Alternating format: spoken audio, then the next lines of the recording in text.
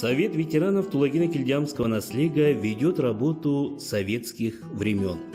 Председателем 2005 года плодотворно работает отличник народного просвещения РСФСР, заслуженный учитель Республики Саха-Якутия, обладатель знака гражданской доблести Любовь Петровна Скырбыкина.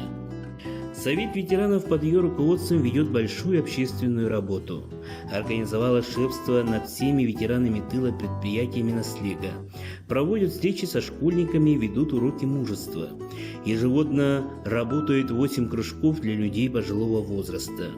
Бессменные участники церемонии открытия республиканского национального праздника Эгэх-Туймады, День Победы, День песни в городе Якутске и всех культурно-массовых мероприятий наследия.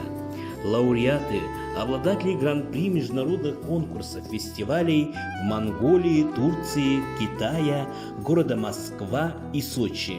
Сотрудничают с депутатами Гордумы города Якутска Сергеем Викторовичем Черных и депутатом Государственного собрания Ил-Тумен Республики Натальей Леонидовной Румянцевой. Выпущена книга «Слава победителям» в ноябре 2019 года, автор Федорова Мария Петровна.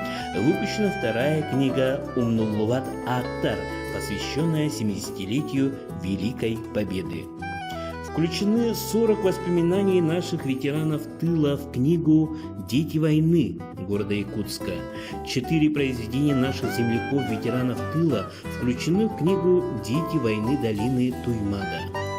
Победители конкурса среди ветеранских организаций, пригородов и округов города Якутска передаем эстафету молодым.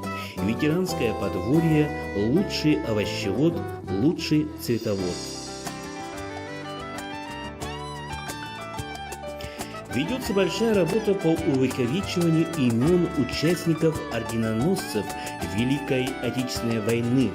Названы 15 улиц наследия. На большом уровне прошли мероприятия по проекту Любовь Скырбыкиной «Помним, гордимся, чтим», посвященные патриотическому воспитанию подрастающего поколения. Участвуют в акции наследия «Герои нашей земли» Сылагнан Угуттур Олбох. Ведут совместный проект Минмантен-Сярига Барбытын, посвященный 70-летию Великой Победы с местной библиотекой Ниргугун.